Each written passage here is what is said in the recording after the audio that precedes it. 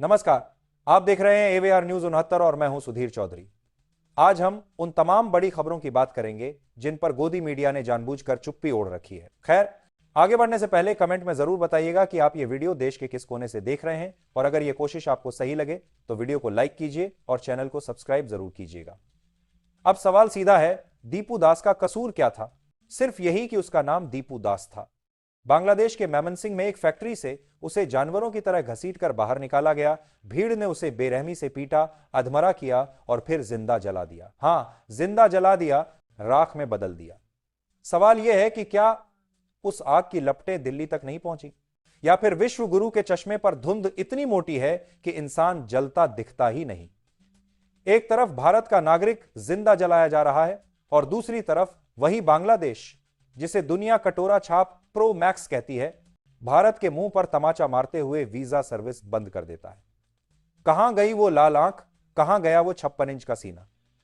हकीकत यह है कि जिस देश को 1971 में भारत ने अपने खून से बनाया, आज वही देश हमारे नागरिकों को कीड़े मकोड़ों की तरह मार रहा है और हमारी सरकार मौन व्रत में लीन बैठी है। गोदी मीडिया आपको ये चीखें नहीं सुनाएगा, क्योंकि अगर यह सच दिखा दिया तो साहब की विदेश नीति की पोल खुल जाएगी। शर्मनाक स्थिति यह है कि वो हमें वीजा नहीं दे रहे और हम यहां हाथ पर हाथ धरे बैठे हैं। मतलब जिनकी औकात चवन्नी की नहीं, उनके नखरे अंबानी वाले हैं। बाहर हमारे लोग पिटते हैं और सरकार घर के अंदर शेर बनती है। उधर दीपू दास जल गया, इधर उत्तर प्रदेश में योगी सरकार 65 बस्तियों पर बुलडोजर चलाने की सूची बना रही है। इसे कहते हैं सीमा पार लाचारी और घर के अंदर बहादुरी। ऑपरेशन क्लीन चलाया जा रहा है, लेकिन असली गंदगी तो आपकी विदेशी नीति में भरी पड़ी है, जहां मालदीव से लेकर बांग्लादेश तक हर कोई भारत को आंख दिखा रहा है। कोई तीस्ता का पानी रोकने की धमकी दे रहा है, कोई वीजा बंद कर रहा है। ये सब जुमले नहीं है, ये जमीनी हकीकत है।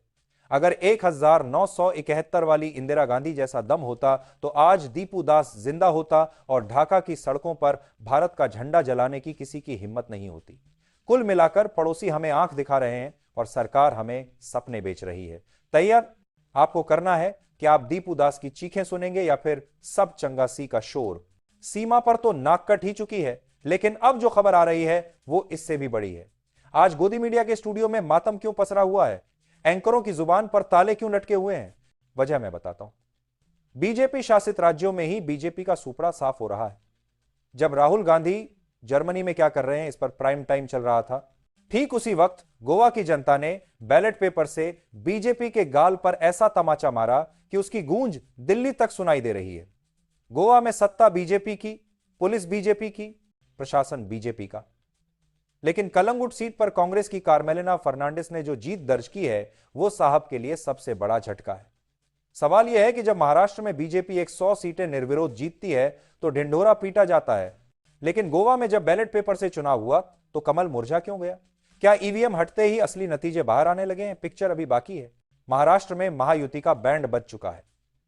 खबर पक्की है कि पुणे मेयर पद को लेकर गठबंधन में खुली जूतम पैजार शुरू हो गई है। जिन अजित पवार को बीजेपी ने तोड़कर अपनी गोद में बैठाया था, वही अजित पवार अब कांग्रेस नेता सतेज पाटिल को मिस कॉल मार रहे हैं। सरकार वेंटिलेटर पर है और सत्ता सांसों के भरोसे चल रही है। लेकिन अब आते हैं उस खबर पर जो आपको टीवी पर नहीं दिखाई जाएगी। असदुद्दीन ओवैसी की पार्टी एमएम ने महाराष्ट्र में इतिहास रच दिया है। 81 सीटें जीत ली गई हैं और एक मेयर भी बना लिया गया है। लेकिन गोदी मीडिया यह नहीं दिखाएगा। देश दाशा, क्योंकि सच दिखाने से साहब का मूड खराब हो जाता है। कुल मिलाकर सच्चाई यह है कि जमीन खिसक रही है और मीडिया आपको आसमान दिखा रहा है। अब जरा इन चुनावी नारों, होर्डिंग्स और पोस्टरों से नजर हटाइए, जहां लाडली बहना और नारी शक्ति के बड़े बड़े वादे चमक रहे हैं, और मैं आपको ले चलता हूं उस अंधेरे में जहां सच्चाई खुद शर्मिंदा खड़ी है। बात मध्य प्रदेश की है, उस राज्य की जहां पिछले 2 सालों में सरकार की नाक के नीचे से 2 लाख से ज्यादा नाबालिग और जवान लड़कियां गायब हो चुकी हैं। मतलब हर 2 घंटे में 3 लड़कियां लापता। और हैरानी की बात यह है कि गोदी मीडिया इस पर एक डिबेट नहीं करता, एक प्राइम टाइम नहीं चलाता। जनवरी 2024 से जून 2025 के बीच सिर्फ 1.5 साल में हर दिन औसतन 43 लड़कियां और महिलाएं गायब हुई हैं। 43 कोई आंकड़ा नहीं, यह उन परिवारों की चीख है जो थानों की चौखट पर दम तोड़ रहे हैं।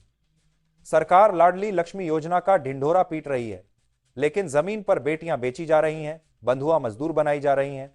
कुमुदिनी 12 साल पहले टीवी देखने निकली थी, आज तक वापस नहीं लौटी। मां आज भी उसकी पसंद का खाना बनाती है, लेकिन निवाला गले से उतरता नहीं। और हमारा स्मार्ट पुलिस सिस्टम क्या करता है? मां बाप शिकायत लेकर जाएं तो जवाब मिलता है किसी लड़के के साथ भाग गई होगी। मतलब पहले बेटी के चरित्र पर कीचड़ उछालो, फिर फाइल बंद कर दो। ऑपरेशन मुस्कान के नाम पर फाइलें रंगी जा रही हैं, लेकिन फूल सी बच्चियां दिल्ली और दूसरे शहरों में बंधुआ मजदूरी की जंजीरों में जकड़ी मिल रही हैं। सवाल सीधा है, 18 साल से ऊपर की लड़की गायब हो जाए तो एफआईआर क्यों नहीं होती? क्या वो इस देश की नागरिक नहीं है? अब आइए बिहार की तरफ, क्योंकि यहां कहानी सिर्फ बदहाली की नहीं बल्कि सत्ता की बौखलाहट की है। खबर पक्की है कि नीतीश कुमार का इस्तीफा तय हो चुका है। मुख्यमंत्री पद से हटना अब औपचारिकता भर रह गई है। पटना में जनता ने जूता दिखाया और दिल्ली में बंद कमरे में फाइल थमा दी गई। तस्वीरें आ रही हैं, नीतीश कुमार का पुतला जलाया जा रहा है, लोग चप्पलों से पीट रहे हैं। जिस सुशासन बाबू की कभी हनक हुआ करती थी, आज वही अपनी ही गाड़ी में दुबक कर चोर दरवाजे से दिल्ली भागते नजर आए। बाहर जनता हाथ में जूते लिए खड़ी थी और अंदर मुख्यमंत्री मुंह छिपा रहे थे। लेकिन असली पिटाई एयरपोर्ट पर नहीं, प्रधानमंत्री आवास के उस बंद कमरे में हुई है। खबर है कि वहां न चाय थी न समोसा, सिर्फ सन्नाटा था। पीएम मोदी ने फाइल मेज पर पटकी और सीधे कहा, नीतीश बाबू ये आपने क्या कर दिया? हम दुनिया को बेटी बचाओ का भाषण देते हैं और आप भरी सभा में बेटी का दुपट्टा खींचते हैं। 2029 का चुनाव हरवाना है क्या? इससे पहले कि नीतीश कुछ कहते, अमित शाह ने एग्जिट प्लान वाली फाइल आगे बढ़ा दी। इशारा साफ था, बहुत हो गया, अब कुर्सी खाली कीजिए, बिहार में हमें अपना मुख्यमंत्री चाहिए। इसी बीच एक और कहानी सामने आई जिसने सिस्टम की संवेदनहीनता को नंगा कर दिया। डॉक्टर नुसरत का मामला। बिहार सरकार के अफसर शाम 5 बजे फोन घुमा रहे थे, शायद गिड़गिड़ा भी रहे होंगे, मैडम प्लीज ज्वाइन कर लीजिए। सीएम साहब की नाक का सवाल है, लेकिन उस लड़की ने फोन पर ही सरकार के मुंह पर तमाचा मारा। उसने साफ कहा, रखो अपनी 32,000 की नौकरी, तुम मेरे सिर से हिजाब खींचोगे और मैं तुम्हारे लिए मरीज देखूंगी? हरगिज नहीं।